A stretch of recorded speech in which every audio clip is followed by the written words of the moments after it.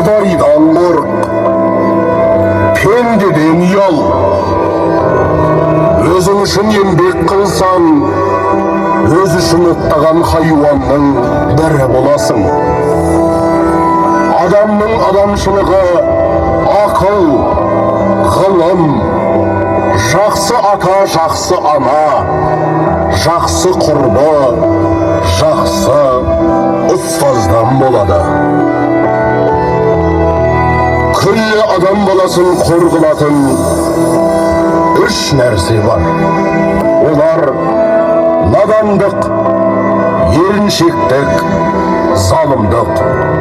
Ал адам баласының үш асыл қасиеттері ыстық қайрат, нұрлы ақыл, жылы жүрек болса керек.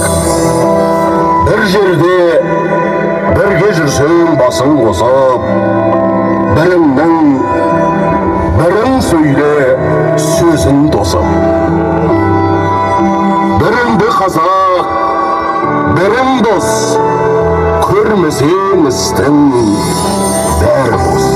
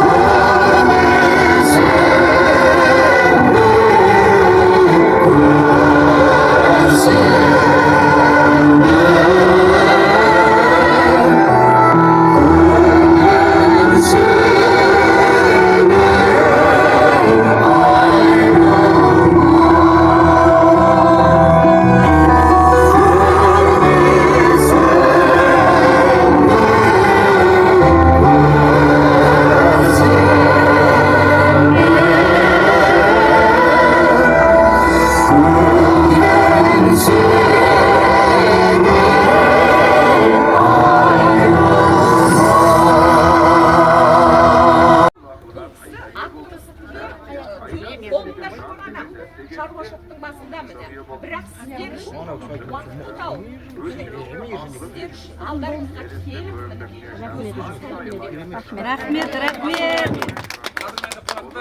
Расыменде ұлылар елі, Абай еліне қош келдіңіздер.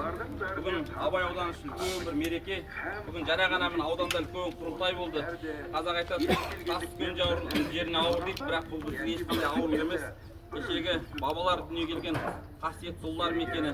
Биыл бабамыздың өздеріңіз білесіздер 180 мерейтойы. Бұл енді бір арнайы жазылған драмалық шығарма емес екенін білесіздер. Бұл кәдімгі менің әлі де жүргізіліп жүрген онлайн күнделігім ғой. Кейінгі екінші спектакль. Бұл кәдімгі мен толыққанды моно мюзикл спектакль деп қабылдадым. Және Астанада сіздер жастық жалын бергенсіздер, позитив көп соғылады. Автордың бір шығармасы түрлі режиссермен қойыла береді ғой. Бұл нұсқасы да маған қатты. Жан жақта менің Алматыда шәкірттерім көп. Кеше кетіп бара жатсам айтады, апай спектакль қызық болып тұр дейді, маған да қызық болып тұр деймін ғой. Мен ешқандай Астанада да осылай бір репетицияға да қатысқан жоқпын. Жалпы өзі бір кітап 251 бет болса, спектакль өзі соның 30% ғана ғой. Бүгін ол да сәл кішкене қысқарған, бірақ басты дүниелерді соған ән таңдау бір ерекше мен күтпеген дүниелер болды. Өзім позитивтік көп айтамын ғой мен.